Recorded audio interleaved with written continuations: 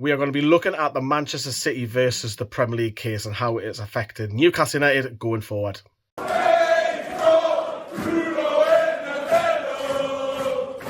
Yes, hello everyone. I hope you drop us a massive like. We have a very detailed video for you today explaining where we're at in terms of can Newcastle United go and spend, basically. That's what it comes down to at the end of the video. But of course, over the international break, Manchester City had their tribunal against the Premier League for what they call unlawful rules. And I want to take you back to when the Saudis took over Newcastle United, because the rules were put in place almost straight away. Clubs were absolutely petrified of Newcastle having spending power and going crazy. And let's take a look back at when we were taking over.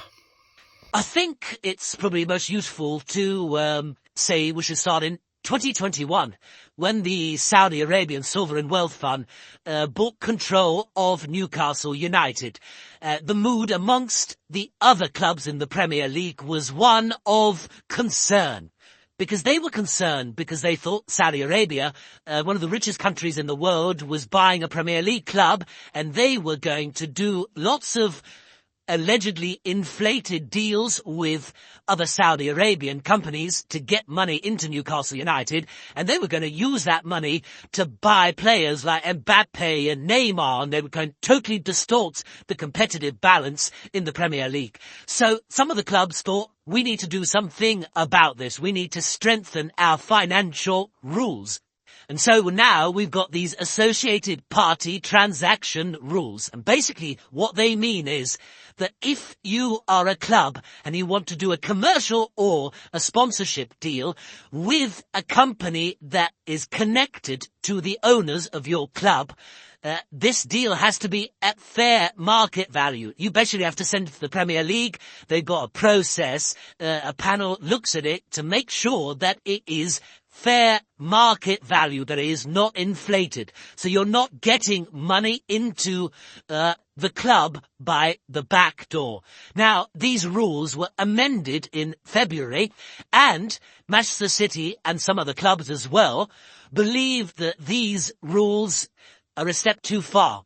Manchester City believe the rules are unlawful under UK competition law.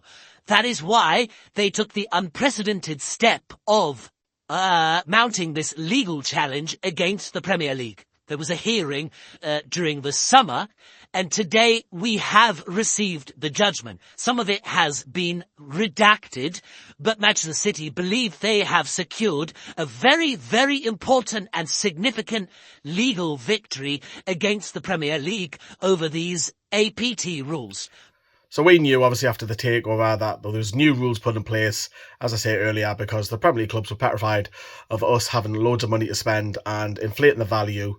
Obviously, we have had deals done with the likes of Seller in particular, who's sponsor on the front of the shirt, but obviously that's not an inflated price. Newcastle have to make sure that if they do get sponsorships from the likes of some companies like Seller, for example, that they don't inflate the market, because that's another way to spend money. So the Premier League, of course, amended those rules, as we heard earlier, in February, and Manchester City went up against the Premier League. Now, interestingly, Newcastle United, of course, backed Manchester City alongside Chelsea and Everton. Now, Everton, you might think, is a little bit of a strange one, but Everton, of course, do have debt towards their owners, but they are looking for a takeover to go through.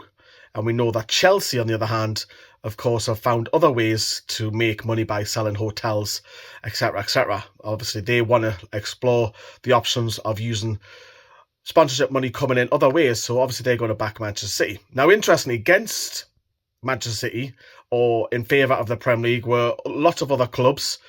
Some big clubs like Arsenal, Spurs, Liverpool were back in the Premier League in this hearing. But what's come out of it then? So we know that the Premier League were meant to have an emergency meeting earlier this week, and that doesn't look like that's happened.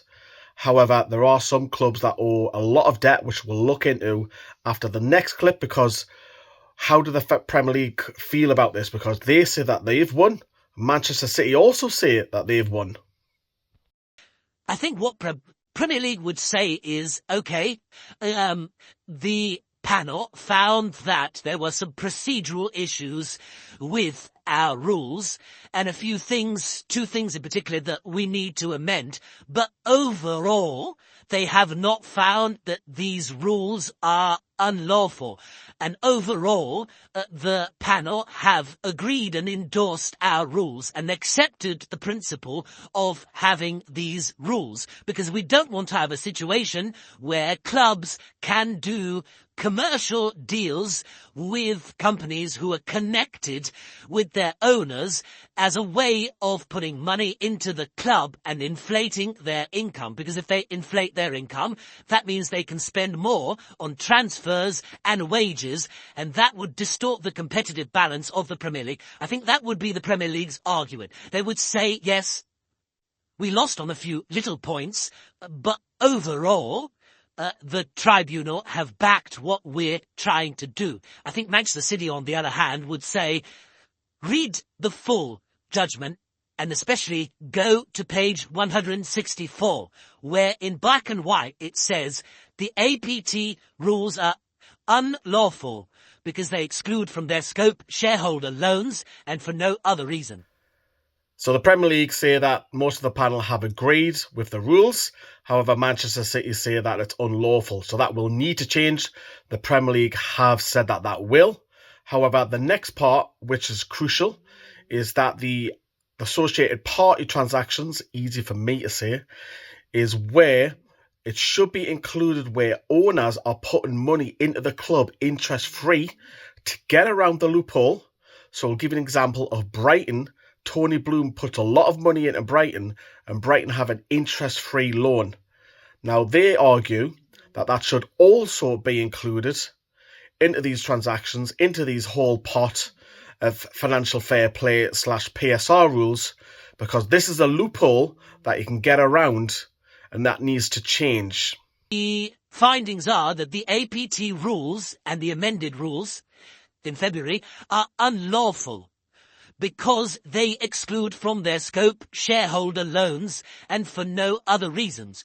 What that means is another way of putting money into your club, if you're an owner, is to lend the club money. And we've seen lots of Premier League club owners do that. Sometimes these loans are interest-free. So this finding states that these shareholder loans should also be part of the APT rules, and they should be judged for fair market value as well. So very, very important. But it starts off by saying the rules are unlawful because they exclude from their scope shareholder loans. Second point, the APT rules are unlawful on account of being procedurally unfair. Procedurally unfair, and what they're getting into there is that when you want to do a deal with a connected party, you have to submit that deal for it to be looked at by the Premier League. And one of the things that the Premier League board does is consult a data bank of past deals that have been done. So to make sure that the deal you want to do is fair market value. Now, it has been found that that is procedurally unfair because clubs like Manchester City don't have any access to that information.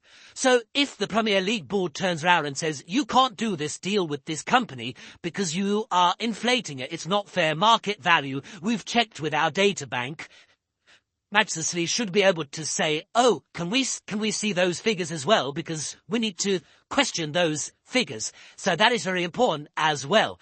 And it is found that, for instance, a deal that Manchester City tried to do with the Etihad Airlines group, the Premier League's decision with regard to the transaction was reached in a procedurally unfair manner because Manchester City didn't have access to the benchmark figures for those kind of deals.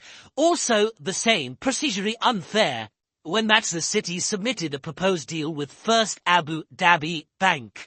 And finally, the findings are that the Premier League, when it came to making the decision about the proposed deal with First Abu Dhabi Bank, there was an unreasonable delay of 3 months. With a proposed deal with Emirates Palace, there was an unreasonable delay of 2 months. So it's there in black and white. If you're confused, if you're saying how come on the one hand the Premier League is saying we won, on the other hand Manchester City are saying we won, You can look at it. It's online. If you don't have time to read all 170 pages, you can go straight to page 164, where the findings are there in black and white. No pun intended, black and white. Now, what does this mean? Now, I'm going to give an example. The likes of Brighton owner, again, just using Brighton as an example. So they're huffing and puffing and, oh, Newcastle are getting bought by Saudi. We don't want this in the league. We want rules. But wait a minute. Your owner is putting money into the club to get around that, to put money into your club interest-free. So, hold a minute, it's it's hypocritical, first of all, by other clubs. Not all, but some.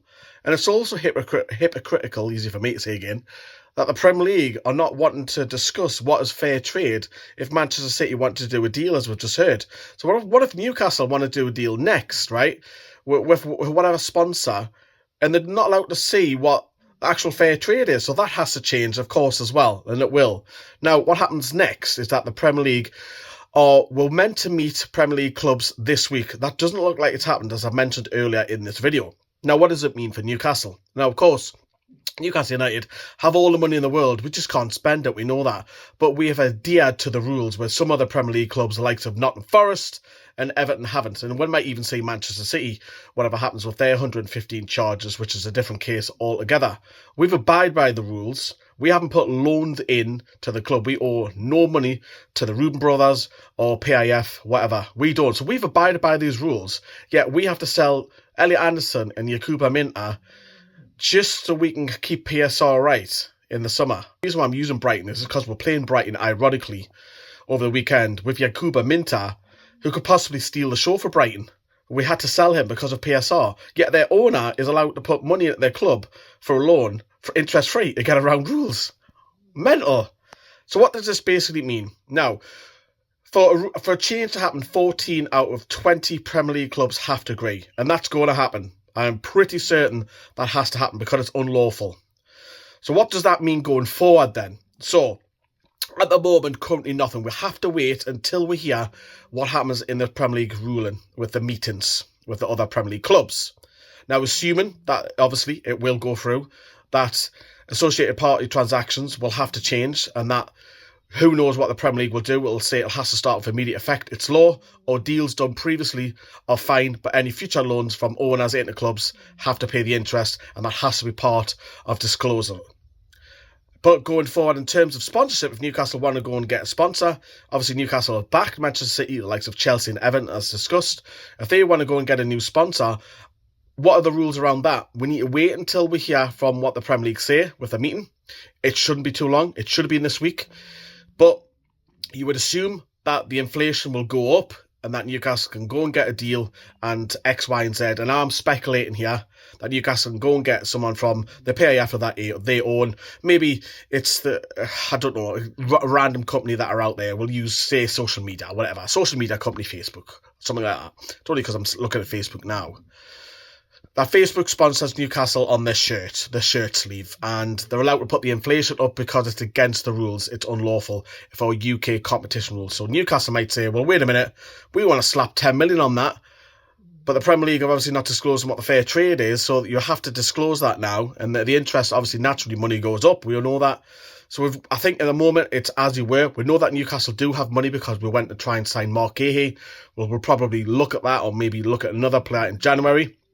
But if these rules are relaxed because it's against UK competition, clubs that have a lot of money, i.e. Newcastle, the likes of Manchester City, Chelsea and so on, will be allowed to spend a lot more if those rules are brought in to be relaxed, which lawfully they should be. So there you go, that is the update. We have to wait until the Premier League meet with the clubs to see what the changes are going to occur and how it impacts Newcastle. Because where it's restricted, we've got all the money in the world, we just cannot spend it, which is so frustrating. Yes, I know it's there to protect smaller clubs, but when you've got money in abundance, why aren't we allowed to go and spend it? It's because they don't want another Chelsea happening. They don't want another Manchester City happening. And when I say they, I'm talking about other Premier League clubs as well as organisations. They're stopping the likes of Newcastle United competing because money, no matter what you say, makes the world go round. If Newcastle can spend, they will be fighting for the title. It's as simple as that.